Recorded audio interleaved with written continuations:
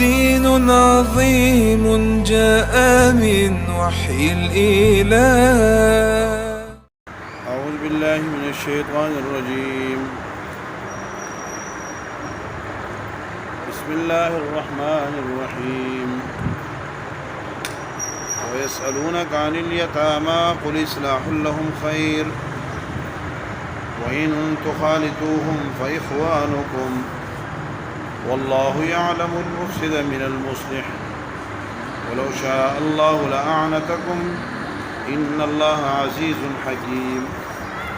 آیت نمبر 220. ويسألونك عن اليتامى قل إصلاح لهم خير. آپ سے یتیموں کے بارے میں سوال کرتے ہیں، آپ کہہ دیجئے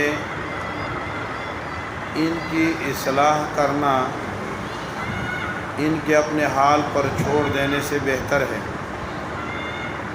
وَإِن تُخَالِطُوهُمْ فَإِخْوَانُكُمْ فِي الدِّينِ. اور اگر تم ان کو اپنے ساتھ نان نفقہ میں خرچہ میں خلط ملط کر لو گے، شریک کر لو گے، وہ تمہارے بھائی ہیں. واللہ یعلم المفسد من المصلح.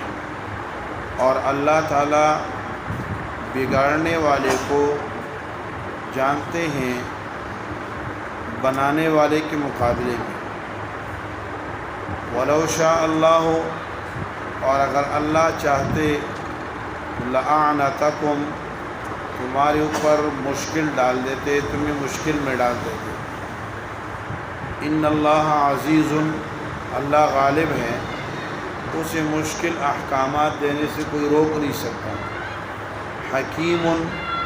اور احکامات جو دیتا ہے اس میں حکمتیں ہوتی ہیں.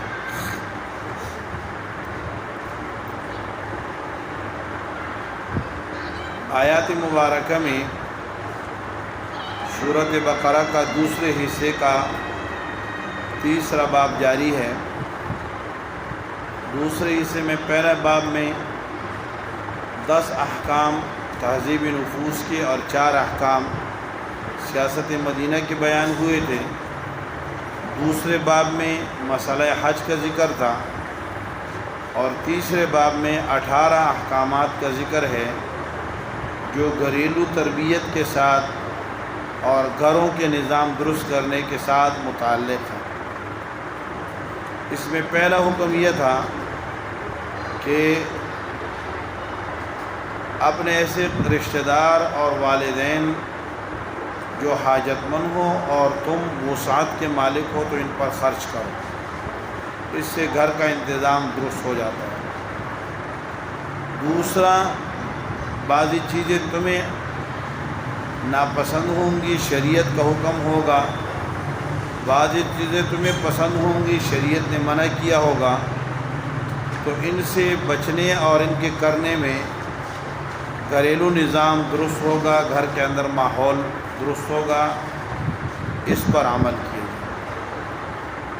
تیسرا مسئلہ یہ تھا کہ اگر کسی چیز کی وجوہات زیادہ ہوں اور موانع کم ہوں، رکاوٹیں کم ہوں، کچھ قباحت بھی ہو لیکن زیادہ اس کے کرنے میں فوائد ہوں، تو اسے کر لو.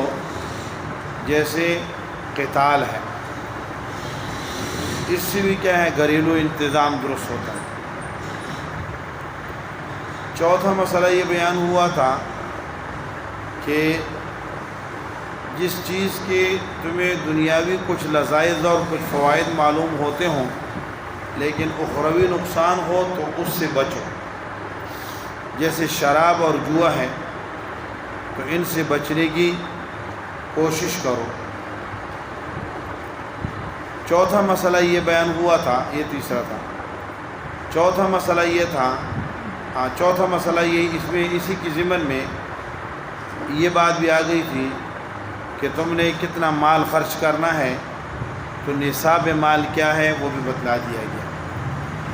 آج کی آیت میں تدبیر منزل کے حوالے سے، گھر میں شریعت نافذ کرنے کے حوالے سے 5واں حکم ہے 5واں مسئلہ ہے، مسئلہ ہے یتیموں کی دیکھ بھال اور ان کی اصلاح۔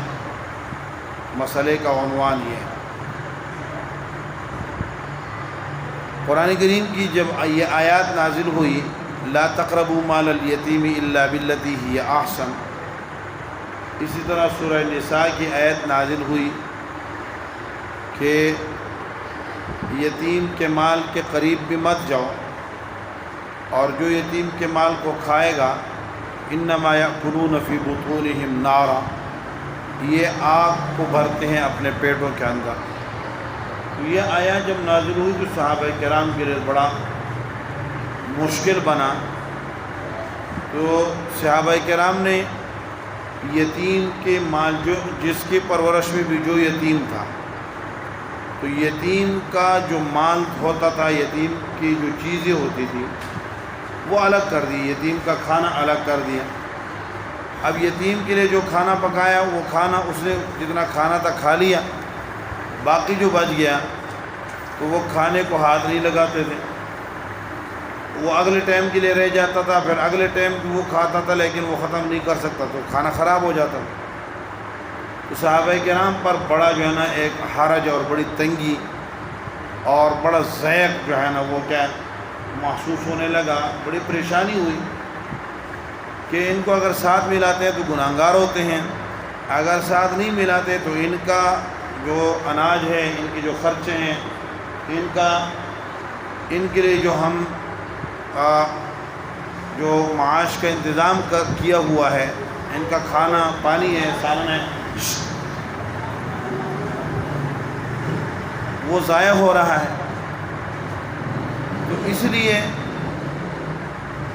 آ کر آپ علیہ الصلوۃ والسلام سے سوال کیا کہ یتیموں کے مال کا کیا کریں؟ اگر ان کو اکٹھا کرتے ہیں تو ظلم کا ڈر ہے کہ یتیم کا مال نہ کھا جائیں، اور جو یتیم کا مال کھاتے ہیں وہ پیٹ میں آگ بھرتے ہیں۔ قرآن نے کہا ہے کہ یتیم کے مال کو ہاتھ لگانا تو دور کی بات ہے، قریب بھی نہیں جانا۔ تو کیا کریں؟ اکٹھے کرتے ہیں تو ظلم کا ڈر ہے، الگ رکھتے ہیں تو ضیاع کا ڈر ہے، کیا کیا جائے؟ تو اس پر اللہ رب العالمین نے یہ آیات نازل کی۔ وَيَسْأَلُونَكَ عَنِ الْيَتَامَى، آپ سے سوال کرتے ہیں یتیموں کے بارے میں۔ یتامہ یہ اصل میں یتیم ان کی جمع ہے۔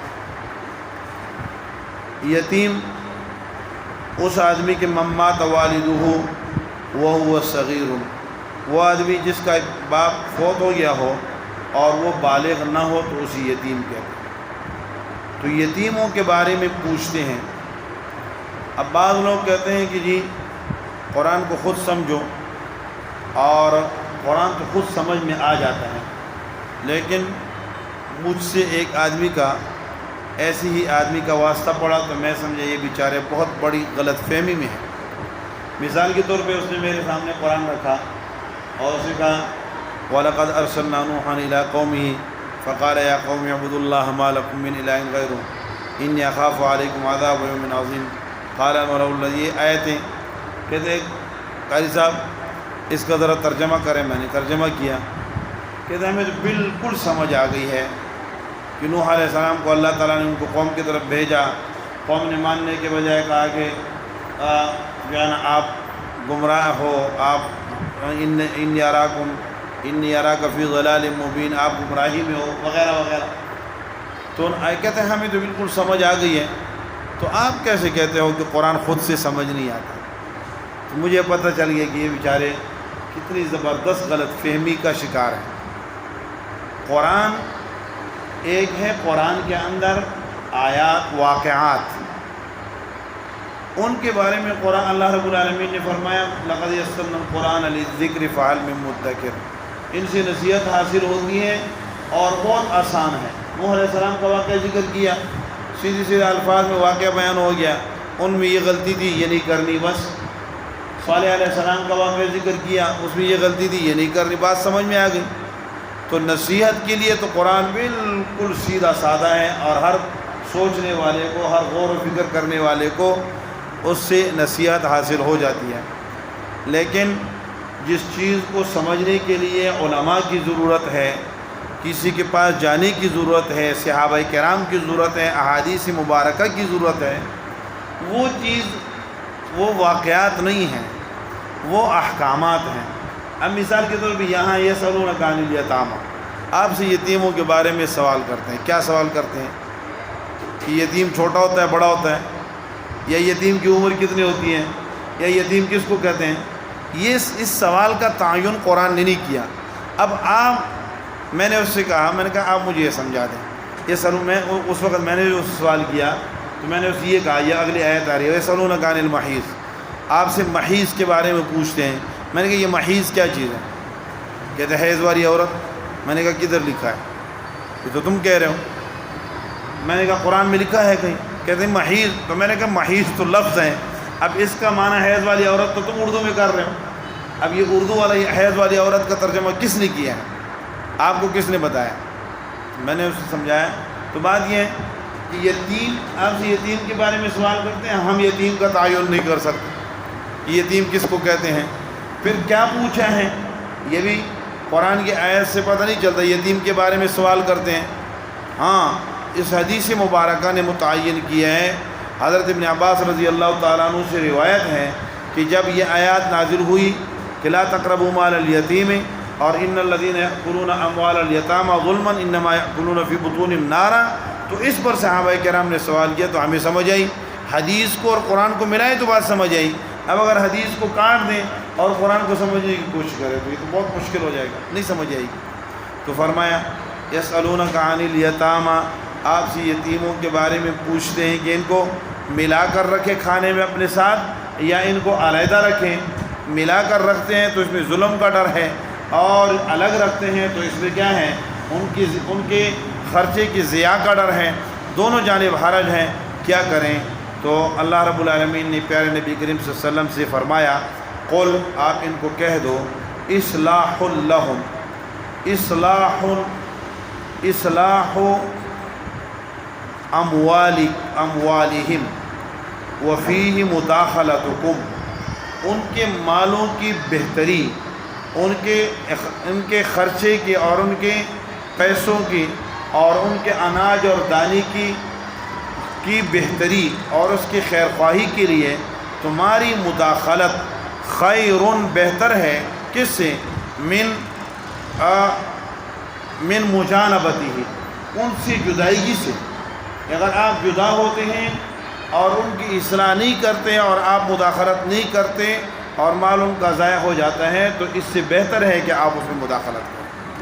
قل اصلاح لہم، تو ان کے لیے جو اصلاح کرو گے، اصلاح خیر لہم، وہ ان کے لیے بہتر ہے۔ اور اصلاح کی نیت سے اگر ان کو علیحدہ کرو گے یہ بھی بہتر ہے، اور اگر ان کو کیا کرو گے، ساتھ ملاؤ گے۔ مقصد کیا ہونا چاہیے؟ مقصد یہ ہونا چاہیے کہ یتیم کو کیا کیا جائے، ریلیف دیا جائے، یتیم کو فائدہ پہنچایا جائے۔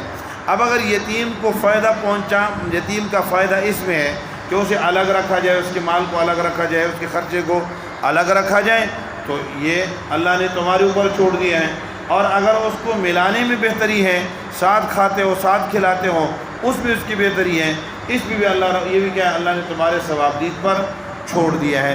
وَإِن تُخَالِطُوهُمْ، اور اگر ان کو تم خلط ملط کر لو تو خالط مخالطت کا معنی کیا ہوتا ہے؟ ایک کسی چیز کو کیا کر دینا، خلط ملط کر دینا، ملا دینا، گڑبڑ کر دینا۔ فرمایا اگر تم ایک دوسرے کے، تم ان کے مال کو اپنے مال کے ساتھ خلط ملط کر دو۔ وَإِن تُخَالِطُوهُمْ، یعنی ان تخالطوا اموالہم الی اموالکم، اگر تم ان کے مال کو، ان کے نفقتہم الی نفقتکم، ان کے خرچے کو اپنے خرچے سے ملا لو، تو فاخوانکم، وہ تمہارے بھائی ہیں، یا نسبی بھائی ہیں یا دینی بھائی ہیں، اور بھائیوں کے مال آپس میں خلط ملط ہوتے رہتے ہیں، بھائی ایک دوسرے کے ساتھ مل کر کھاتے ہیں اور مل کر رہتے ہیں، لہذا اخوت اسلامی یا اخوت نسبی دونوں کا تقاضا یہ ہے کہ ان کے مال کو ضائع نہ کیا جائے، وہ تمہارے بھائی ہے اور بھائیوں کے ساتھ انسان خیر خواہی کرتا ہے، لہذا خیر خواہی رکھ۔ پھر ایک بات آگے تنبیہ کے طور پہ فرمائی، ہاں اگر تمہارے دل کے اندر کیا ہے، دل میں یہ ہے کہ یتیموں کے نام پہ مال آئے گا اور میں اسے ہڑپ کرتا جاؤں گا، خود کھاتا جاؤں گا۔ اگر تمہارا ارادہ یہ ہے تو یہ بھی اللہ کو معلوم ہے، اور اگر تمہارا ارادہ یہ ہے کہ یتیم کی بلائی ہو اور یتیم کا فائدہ ہو تو یہ بھی اللہ رب العالمین کو معلوم ہے۔ لہذا اپنی نیتوں کو ٹٹولو، اور نیت کو ٹٹولنے کے بعد کیا ہے، عمل کر لو۔ جو بھی عمل تم اصلاح کی اور خیر خواہی کی نیت سے کرو گے اللہ رب العالمین اس کا بدلہ عطا فرمائیں گے۔ واللہ یعلم المفسد، اور اللہ تعالیٰ کو فساد کرنے والا معلوم ہے، من المصلح، کس کے مقابلے میں، اصلاح کرنے والے کے مقابلے میں اللہ کو کیا مفسد معلوم ہے۔ جو فساد کی نیت سے یتیم کا مال اپنے پاس رکھنا چاہتا ہے، خلط ملط کرنا چاہتا ہے، یتیم کے مال کو کھانا چاہتا ہے، ہڑپ کر جانا چاہتا ہے، اسی بھی اللہ جانتے ہیں، اور اسی بھی جانتے ہیں جو یتیموں کی خیر خواہی کرتے ہیں۔ وَلَوْ شَاءَ اللَّهُ، اور یہ تو اللہ کا احسان ہے کہ اللہ نے تمہارے لیے راستے کھول دیے ہیں، آپشن دے دیے ہیں۔ اکٹھے کرتے ہو تب بھی کوئی حرج نہیں ہے، الگ کرتے ہو تب بھی کوئی حرج نہیں ہے۔ مقصد کیا، ان کی خیر خواہی ہو۔ اگر اللہ تعالیٰ چاہتے تو لَأَعْنَتَكُمْ، تمہارے اوپر تنگی کر دیتے، تمہارے اوپر مشقت ڈال دیتے، اور تمہیں ان کے مال کی مخالطت کیا ہو جاتی ہے، حرام ہو جاتی ہے۔ اکٹھے کرنا حرام کر دیتے یا الگ کرنا حرام کر دیتے، دونوں صورتوں میں تمہارے لیے تنگی ہوتی، لیکن اللہ نے ایسا نہیں کیا۔ ان اللہ عزیز، اور اگر اللہ ایسا کرتے تو کوئی اس سے روک نہیں سکتا تھا، کیونکہ اللہ کیا ہے، اپنے حکم کے نفاذ میں اور اپنے حکم کے اجرا میں غالب ہے۔ اس کا ہاتھ کوئی نہیں پکڑ سکتا، اس کا قلم کوئی نہیں روک سکتا، اور اس کی ذات مبارکہ کا آرڈر اور اس کا حکم کوئی اس کے لیے رکاوٹ نہیں بن سکتا۔ ان اللہ عزیز، غالب لا غالب علیہ، ایسے غالب ہے کہ اس پر غالب کوئی نہیں ہے۔ غالب لا مانع عن حکمہ عن نفاذہ، ایسا غالب ہے کہ اس کے حکم کے نافذ ہونے سے کوئی روک نہیں سکتا۔ اور اگر تمہیں اجازت دے دی ہے تو اس کے اندر بے شمار حکمتیں پڑی ہیں، اس لیے اللہ رب العالمین نے تمہارے لیے اپنے حکمت بالغہ کے مطابق دونوں چیزوں کی اجازت دے دی ہے۔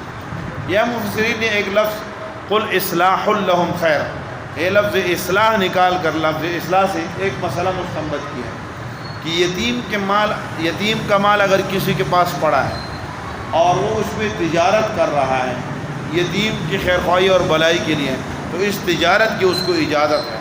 یتیم سے اجازت لینے کی، کیونکہ وہ نابالغ ہے، اس کی اجازت تو قابل قبول نہیں ہے اور معتبر بھی نہیں ہے شریعت میں۔ اس کی اجازت کے بغیر ہی اس کے اندر کیا ہے، تجارت کریں، اور اس کے اندر اس کو بڑھانے کے لیے، اس کی بڑھوتری کے لیے، اور اسے زیادہ کرنے کے لیے اور آگے چلانے کے لیے اس کے اندر اگر وہ تجارت کرتا ہے تو جو یہ اصلاح ہے، اور اصلاح کی نیت سے اس میں تجارت کرنا بھی جائز ہے۔ اللہ رب العالمین ہمیں حلال کمانے، حلال کھانے اور حلال مطابق زندگی گزارنے کی توفیق دے۔ دین عظیم جاء من وحی الإله